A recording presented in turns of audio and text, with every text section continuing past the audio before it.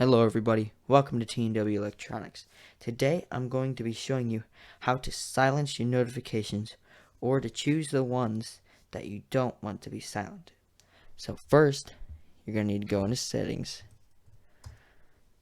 Then you need to go into system and then to focus assist.